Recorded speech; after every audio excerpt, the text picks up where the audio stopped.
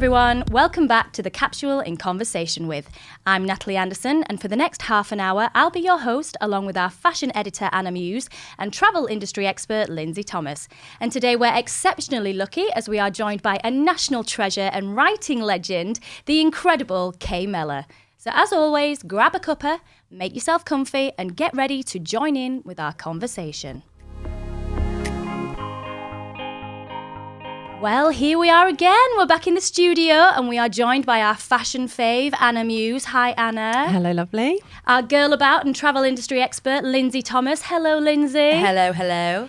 And quite how she's managed to fit us in, I don't know, but straight from rehearsals for the world premiere of Band of Gold, the stage play, we are joined by the fabulous Kay Mellor. Oh, that's lovely. Hello. Hello. Hi, Kay. Thank you so Yay. much for coming to see us. I mean, you must be shattered. I'm a bit, actually. I was thinking, why didn't I put some makeup on? You look amazing. You look incredible. I'm waking up at 3 o'clock every morning, honestly. Well, I wish I looked like that at 3 o'clock in the morning. So Band of Gold, the stage play. I mean, how are you feeling about it all? Well, I've just left them all there, actually. And I keep getting quite excited thinking, oh, this is something really quite amazing that's happening in front of my eyes.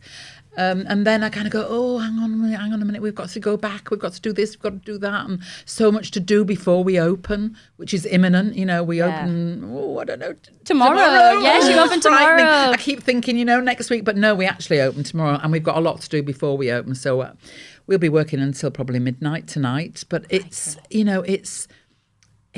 really exciting for me to see it growing again in front of my very eyes, and we're back with kind of Curly and Carol and Gina and Rose, all those characters, all those big characters, and they're living and breathing again. So it's a great feeling for me to be part of that. For anyone who's been living under a rock and may not actually know, Band of Gold was a prolific TV drama in the 90s, which centralised around a group of women working as sex workers in Bradford and featured incredible actors including Samantha Morton, Kathy Tyson and Geraldine James. And like you said, I mean, how is it just bringing all those characters back to life? Yeah, it's not Geraldine James and Kathy Tyson. So now we've got Laurie Brett, we've got Gaynor Faye, Sasha Parkinson. We've got some great, and we're joined by a couple of male stars as well, Kieran Richardson and Shane Ward. And so I'm working with the brand new cast, but yet the characters are the same. Yeah. So it's really exciting knowing that those characters embody different actors and it still lives. So it's great. The story is more or less the same, but the killer, it's a sort of whodunit as well. Right. Wow. So we kind of go, who killed? I can't tell you who dies, or else I'll give it away. So somebody dies, and it's who killed them. But it's not a whodunit in that sense, but there is that element to it because it's also funny. Yeah. Because Band of Gold was funny, and actually that's the thing about it. When I was talking and doing my research with the sex workers, they are funny. Yeah. They can be telling you something and your jaw drops, and then the next minute you laugh out loud. Yeah. But that's that Yorkshire humour as well, isn't it? Absolutely. You don't get that anywhere else. You don't get that in King's Cross, would you? No. I can feel the Southerners in the room going, They'll be all right. It's fine. They're used to our Yorkshire voices by now. Yeah. I make an apology actually at the front of it, just in case there's anybody that's faint-hearted, because the language, there's a little bit of naughty language. Better not take my husband. Was it right? Yeah, soft Southerner. Oh yeah. You don't like it? No, I don't like some of the. Well, he's not like you then. No. Yeah. Oh, he sits there and he cringes with some of the stuff that comes out of my mouth sometimes. You've not educated him, man. You've not educated him. No. How have you found that transition, Kay, then, from taking it from this TV series that obviously had so many different storylines and layers to kind of condensing that into a show for the stage? How was that transition? Well, in a way, you get rid of all the periphery.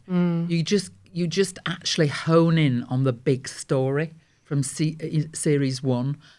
So that's what I did. I kept thinking, is this scene essential? Is this, what does this tell us about the character, the plot? And, there are several scenes in it. There's probably more scenes than what you would normally have in a stage play. That's because in a way in my head, I'm seeing scenes when I'm putting it together. But yet there's something really pleasing about watching in live theatre, this piece morphing in front of your very eyes. And, you know, it is live theatre. Anything can go wrong. And, and you kind of hold your breath sometimes and you think, is she going to get there in time? Is it actually going to happen? And, I'm sometimes sat on the end of my seat, really. Yeah. And sometimes I get caught up in it myself and I'm kind of going like, oh. I find tears in my eyes and I find myself laughing out loud. So I'm thinking, well, if I wrote it and I'm directing and it's having that effect on me, then, I hope, I've got everything crossed that actually the audience will love it. And you've decided to keep the production set in the 90s rather than to modernise it. What was your basis for that? Well, the basis was I wanted to use the same characters. Okay. So if I use the same characters, they would now be 50 years old plus, And I thought, no, it's actually the characters that the audience want to see. And actually, to be honest with you, there's not much difference between then and now. Apart, we're still as poor. There's still sex workers. There's still, sort of universal credit has taken over from whatever it was before. Yeah. And there's more sex workers than ever. The only difference, really, to be perfectly honest, is mobile phones. Right. And actually, mobile phones are the death of drama. So for me, I prefer it back in the early 90s because it's... You've not had to bring that technology Yeah, in, I've not had to bring that technology. And you think, well, if so-and-so had got in a car, she would have had a mobile phone and then she'd have done this, and this. And actually everything totally changes. Differently, absolutely, yeah. So, I chose to set it then. And there's something atmospheric about then as well. I think with all that technology, it ruins the atmosphere a little bit, doesn't it? Yeah. And it adds another element of real... sort of almost sleaziness to it, whereas back then you can bring that humour into it and it works, doesn't it? And also, drugs and prostitution now sadly go absolutely hand in hand. Yeah. Back in the early 90s, they didn't necessarily. I knew and spoke to a lot of sex workers who weren't on drugs at all. They were doing it to survive. They were doing it to feed their kids. They were doing it to keep a roof over their heads or, were being controlled by pimps. So there were lots of other reasons. So it was actually more interesting, whereas today, a lot of it is drug related. Changed a lot, Did you have to go back to the area, like in Bradford, to actually, re-research it almost, or because you were sticking in the same time period, have you just left it kind of as it was? I did go back to Bradford, actually. Did you? I did go back to just check everything, how it was today. When I was making a decision whether or not to set it in the 90s or now, I thought I need to go and see what's going on now. I also looked at Leeds. I looked at the managed approach in Holbeck. Yeah. So I looked at all that, when I was considering it. And I thought, no, actually, I want to keep it in the time period that it is. But, it is interesting how things have moved on a little bit. There is the managed approach now. And we're looking to see if that works. The managed approach is a sort of legalised area in which you can practice prostitution, It comes with a few problems, like from, the neighbourhood, etc. And they've not got it right yet, but there's a move to get it right. There's a move to kind of protect sex workers and, there's health workers involved and the police are sort of, more tolerant. At least they're not fining the women in the way that they did. But, it's far from perfect, but it's not what I wanted to look at now. I wanted to look at the reason that kind of drives a woman into prostitution. That, for me, is the most interesting area. Part of the drama. Yeah, and how the women are there for each other, how there's a camaraderie. Yeah. Amongst those sex workers. And those were the reasons, really, looking at why we do it and how they do it and the consequences of what they do and what kind of men are involved also in that world, that kind of underworld, which we don't often tap into, I mean, the thing is, as well, is you are so well known for women, for pushing women to the forefront as well. And especially with Band of Gold, I think that was one of the things where people went, wow, there's like 3 or 4 major female characters at the forefront of telly. Did that change how people saw you as a writer, as like a risk taker? It took me a long time to get it on television, to be honest. It took me 8 years to get it on television. Because Crikey, that's a long time, isn't it, it's a hell of a long time. It? Yeah, because I was writing this in the 80s and actually I didn't actually get it on screen until like the early 90s. Just pushing and pushing and pushing. But I was a northern woman, a northern woman, you know, who wasn't known on the circuit as a writer, writing about sex workers in the north of England. You know, really and truly, you know, it's amazing really that I ever got it on television, because I doubt that it would get on television today if I was an unknown writer. Right. It's, you know, I just pushed and pushed. And actually I had, you know, people that I knew that helped me, you know, people that actually believed in me, that had read my writing and liked it. So I was really fortunate. Those people happened to be in positions of that they could commission. So I was lucky. But yeah, it was a game changer for me, was Band of Gold. People started to take me seriously. You know, people started to go, oh, she champions women. And I do, you know, for me, I find women really interesting, because my mother was one of 4 sisters, and I remember just sitting around listening to them in awe, listening to my mum talking with my, you know, Auntie Edna and Auntie Joan and Auntie Felicity. You know, they'd all be chatting. We've all got an Auntie Edna. Everybody's got an auntie, and probably your mum's best friends as well. Yeah, my mum's We're friends. all aunties. Yeah, all aunties. They were actually. I called them aunties. Yeah, did. So, you know, and I still love it. I still love writing for women. I still find women really fascinating. Not, you know, I find men fascinating too, but in a different way. They're usually much more kind of, I don't know, they deal with one thing at a time, whereas I find women deal with, you know, they're multifaceted. They're Massively. mothers, you know, they're mothers, they're daughters, they're sisters, they're breadwinners sometimes. They deal with 1,000,001 things, and that's what makes them more interesting to me. 100%. I mean, and like you said, you're very passionate about that. And what actually originally inspired you to write Band of Gold? Was it that whole concept in general? What was it that picked your brain about that? It was a really simple thing, to be honest with you. We were driving to a party in Bradford, me and my husband. We were in his car. We were driving up, and I remember, because we were in Bradford and we were driving up Lum Lane, which was then notorious. I don't know whether it still is. I think so, Yeah, yeah. it is still quite, yeah. So we were driving up Lum Lane, and I knew that, you know, that it was Lum Lane.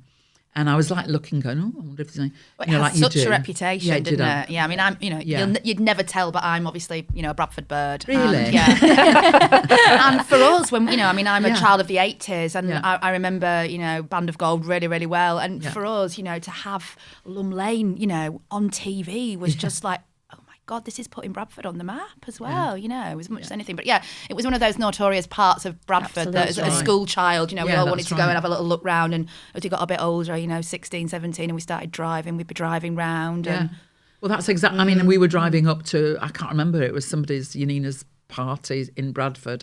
I saw a young woman who kind of ducked down to look in our car as we were driving up. And really, I found it astounding, because she was so young. You know, there she was with, you know, like hot pants, well, short shorts and like white mottled legs. It was November, and I remember going like, oh my!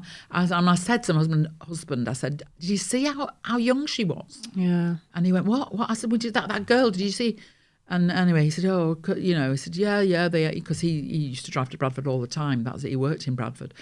And he said, they're often out there, Kay, like that. And yeah, I knew it. Of course, I knew it. But that girl's face was kind of burnt into my psyche. Yeah. So we left the party early, drove back the same way. And I said, can we just look for her?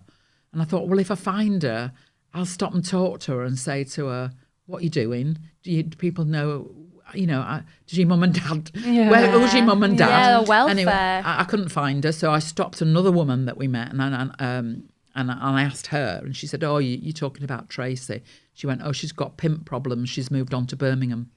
And I never found that girl. Wow. and she was she planted the seed of inspiration. That was the seed of kind of Tracy. Yeah. And then the next step was the woman that I spoke to, who actually became Rose. Right. And then I met somebody in Leeds, because when I became interested in writing about sex workers, prostitution, somebody introduced me to a woman who was absolutely invaluable for me.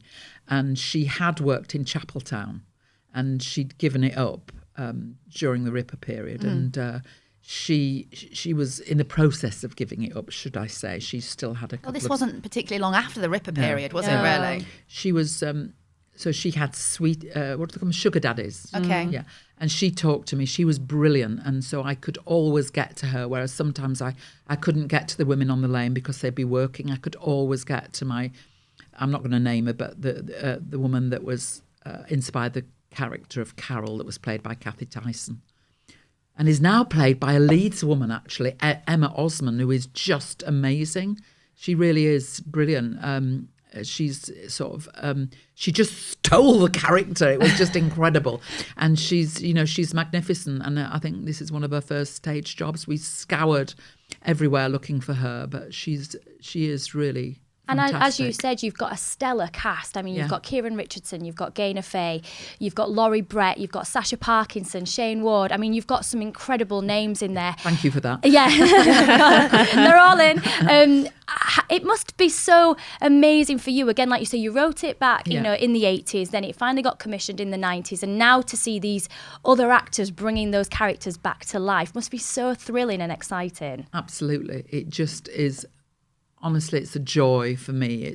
I keep thinking, God, I'm supposed to be directing this. I'm just sat there watching. You know, it's great when it's going great. I just let it be, really, to be honest with you, because it's now got to a stage where it's up and running and breathing and living, and I'm just literally putting the finishing touches to it. But you know, we only got on the stage actually on Monday because we've been rehearsing in like a rehearsal room downstairs at the Grand Theatre. I know it, yeah.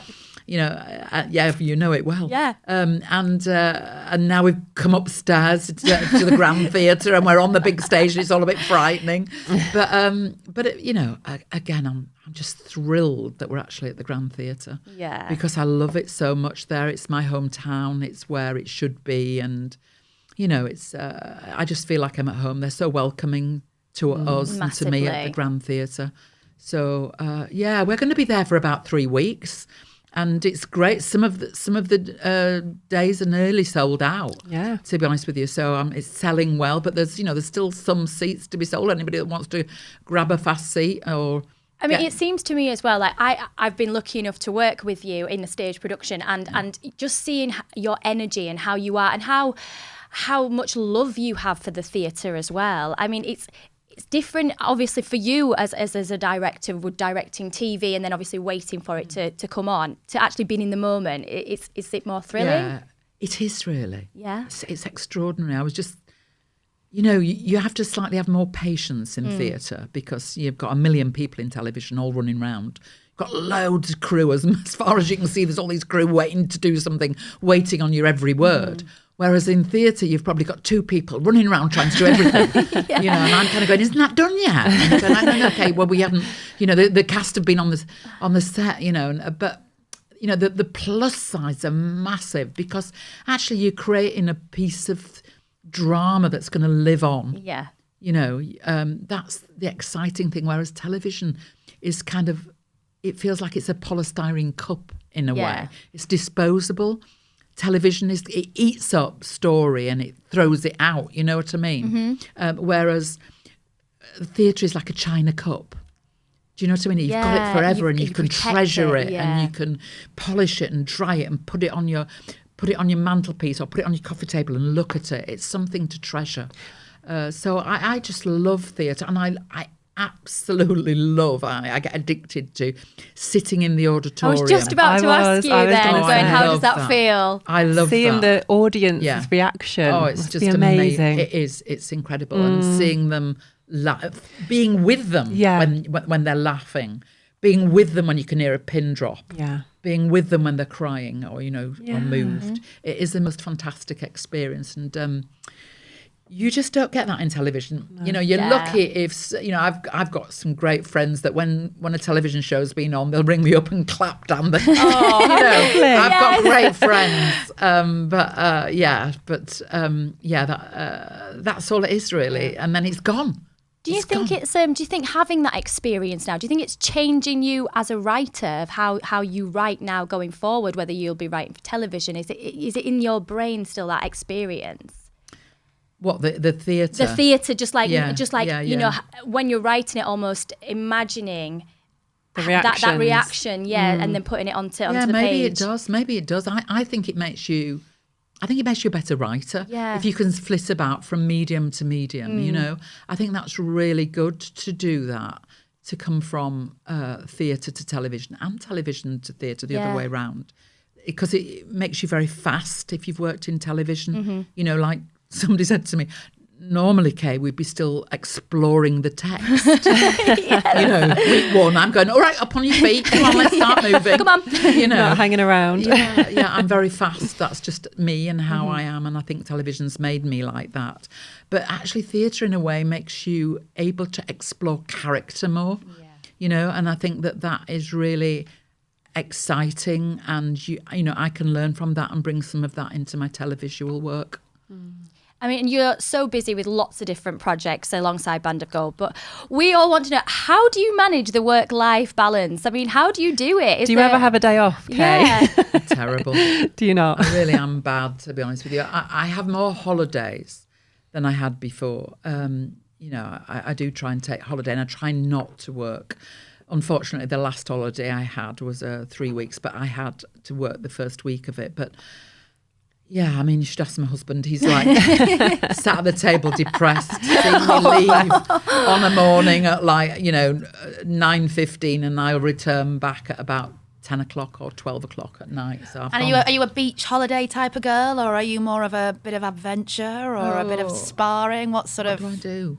Well, we do go away for a couple of weekends to like little spas, like Rothway Manor and places dotted around, Devonshire Arms, etc. I like we love the Dev, I like not going far. I don't like. Well, you don't need to here in Yorkshire. We've got some amazing spas. We do have some amazing places. But then we'll drive, because we've got a little dog now as well, so we can't fly him because he's a Shih Tzu, so his nose is a bit flat. So, and I like to take him with me. So we go to Spain. We drive all the way to the south of Spain. That's a drive. Crikey, Gosh, that is a drive. Yeah. But we sail as well. So we get these pet friendly like rooms, on the cabin. And he comes in there with us on a little cruise. Well, call it a cruise. It's very, very basic.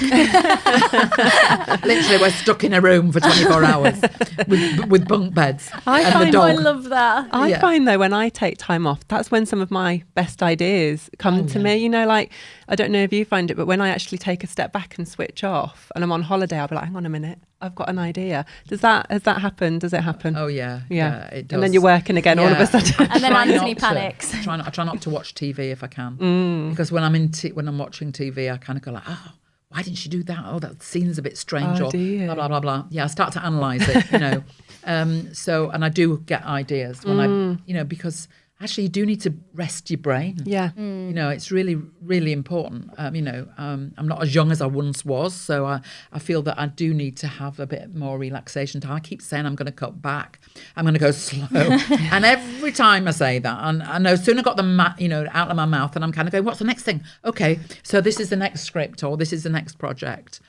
It's just, I don't know, I'm just bonkers, I think. It's your passion, We're all isn't bonkers. it? I think when it's your passion, it doesn't necessarily feel like work. That's exactly right. But actually getting your work-life balance right is really important. And hard. I'm not good at it. I really am not good at it. I mean, you've got a really close friend, Linda, who you've been friends with for like the majority of your life. Do you think... I was 3. You were 3, wow. a long time. And do you think your friendship is integral to your well-being, in the sense that, it's always good to have that sounding board because she knows you so well? Oh, I don't know where I would be without Linda. She is massively important in my life. She has kept me sane. And like my husband's obviously really important as well. But I've known Linda longer than I've known my husband, We started school on the same day when we were 3 and a bit. And I can remember when I was, sort of about... a couple of months in, I wanted my hair curly like Linda's. My hair was dead straight then. I know it's curly now. It got curly when I hit the menopause. But so my mother took me to Muriel Smith's, which was then a hairdresser's on the Hedgerow, and had my hair permed when I was 3. Oh, wow. 3, so that I could look like Linda. Oh, that is so lovely. If you see, Linda's got this incredible mane of hair. She's wonderful. Fantastic. And she's such a wonderful friend, honestly. I can tell her anything. She doesn't judge me. She will always be a sounding board. She is such a great friend. And even if I don't see her, like I'm in rehearsal now, she'll be texting me, going, how's it going, Kay? Good luck. Is there anything I can do?